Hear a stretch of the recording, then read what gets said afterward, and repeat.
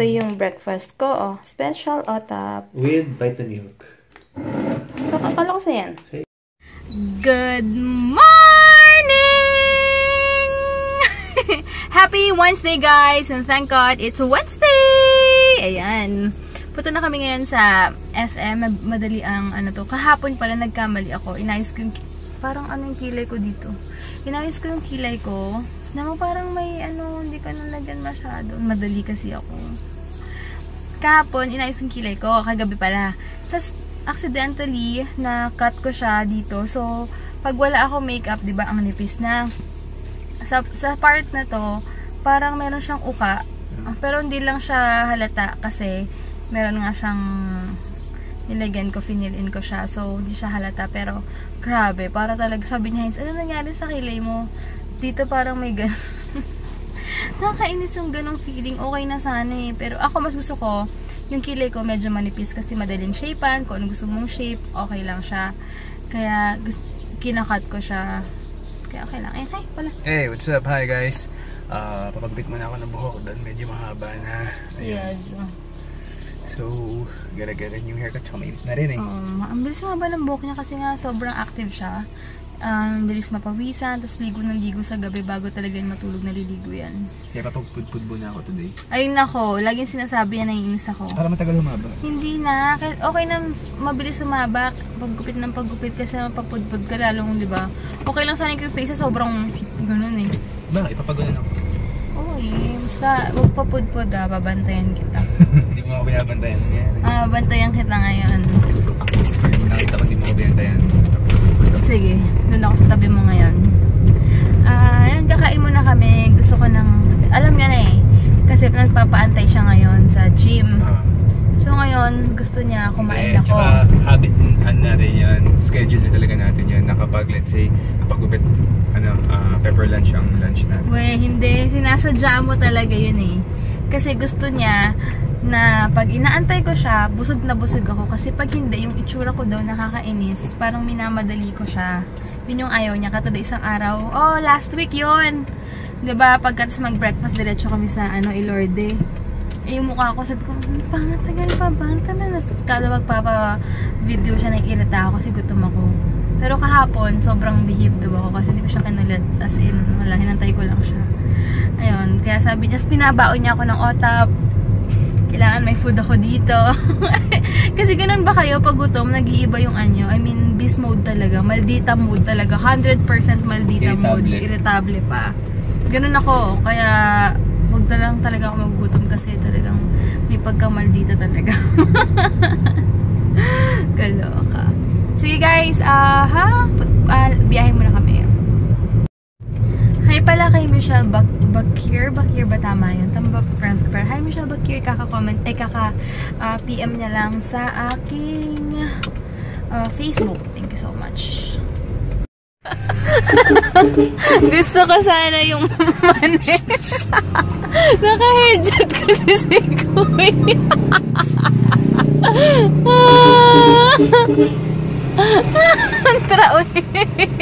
Ang traffic kasi. Nakakainis. I tried my best. I know, thank you. Pero okay lang. Sana may makita ko naglalakong mani mamaya. Yun naman i-crave ko for sure. Hanggat di ko yun nakakain, hindi ako matatahimik. Hirap naman ng mga cravings mo. Yan, sarap yun lang na yung mga malulutong naman ng nilaga. Alam mo yung parang medyo hilaw-hilaw pa. Ganun, sarap-sarap. Wala eh. Hunday oh. Ano? Hunday. Sumasakit dun dyan ko kakatawa. Hunday. Baliw mo lang eh, no? Hunday. Hunday. Ang ganda, no? Yung rear mirror, yung rear parang na Hyundai ba yan? Parang wala nang sobrang liit na. Oo, no, parang hindi mo makikita, no? Kala mo lang. Bagay. Ito lang naman kailangan ng view na yan. Ito na may wiper. Ganda nga eh. May hugot si Heinz. Tinanong niya bakit daw mas malaki yung... Mas malaki yung windshield kaysa sa rear glass window. Sabi niya, sabi mo, sagot mo? Sabi ko kasi mas Mas importante yung dito sa harap eh, kasi ito konti lang naman ng ano. Sabi ko sa kanya, kasi tama siya, mas important yung sa harap kasi yun yung we have to move forward. Yung likod, past na yun, kaya maliit din. Titingin-tingin ka na lang para makita mo yung, para mag-reflect. Pero mas importante yung what's ahead of you. Kaya mas malaki yung bigger view mo dyan. Hugot! Hugot! Ito na kami sa SM. Ito na kami sa FM. Nakakamiss pumunta dito. Nakakamiss, parang sawang-sawa na ako dito. Lagi nga tayo sa ATC eh. Masaya siya na pupunta dito eh. Mas sweet ditong asama ko na to eh. Bago to bumangan, dami akong kisses.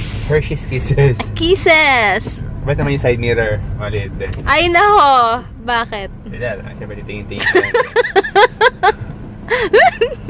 Pwede talaga yung sa harap. Oo nga, ito talaga. Tingin-tingin lang. Tingin na. Wala nang balik-balik na. Naalala ko pag every weekends ba yun? Or, basta hindi, Sunday. Every Sundays? Every Sunday yun, like tumatakbo dito pa, ikot-ikot, ganyan, nakatuwa. Si Heinz nakakasampung ikot yata dito before. Ako, 3 lang, tas lakad na. Doon ako may nakikita sa Diretso pa tayo. Naalala ko yung one time, may nang trip sa akin, ninakaw yung tubigan, yung Gatorade ko. Oo.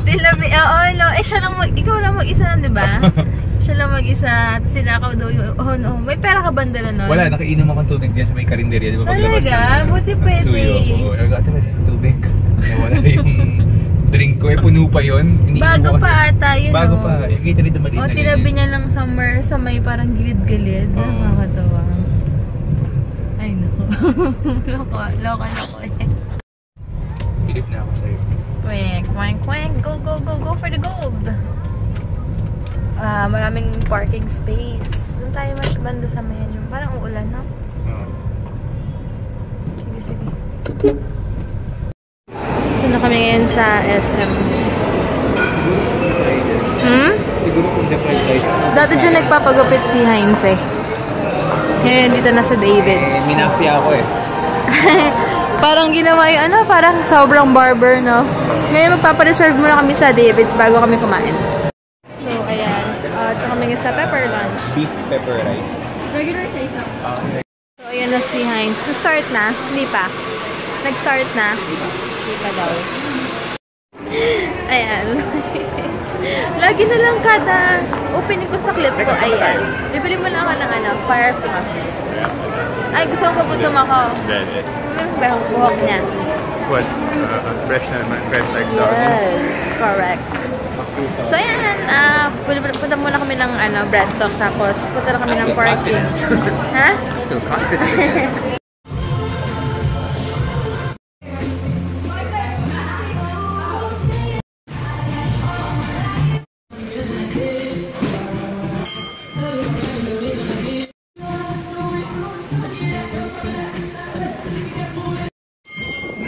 Gutom na ako, kakain muna ako.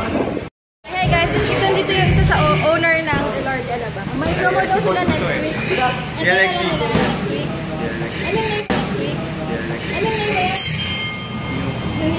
Garen. Si Garen. Ayan.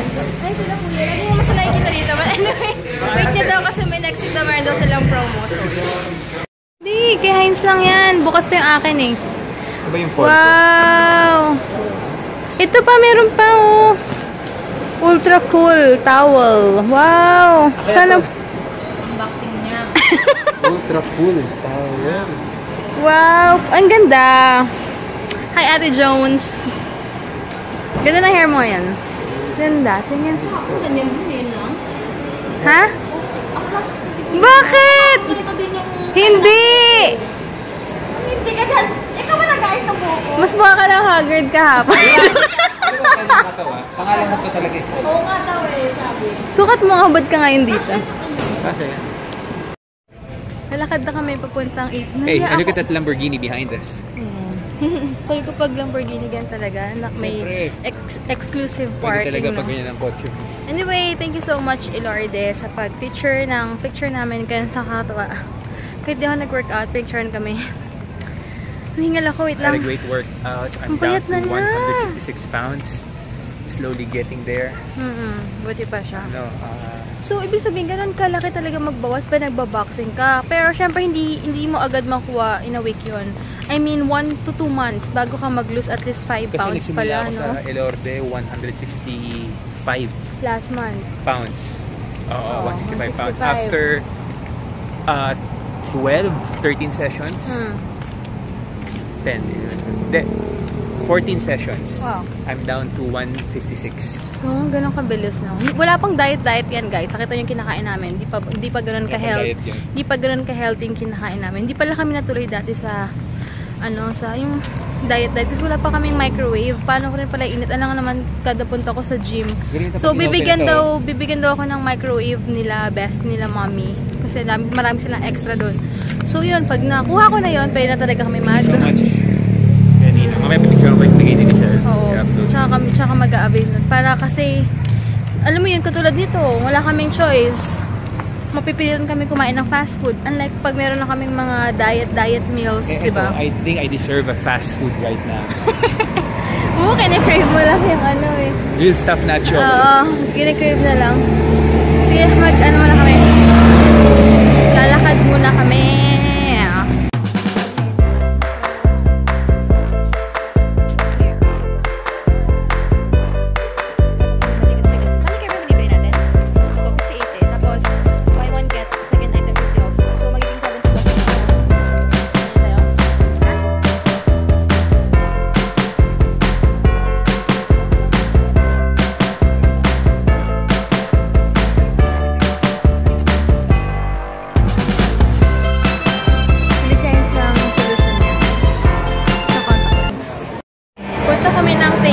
Kasi gusto ni Bestie ng popcorn. Nag-crave siya. So, may ziplock naman. So, tomorrow, okay pa siya. Kaya,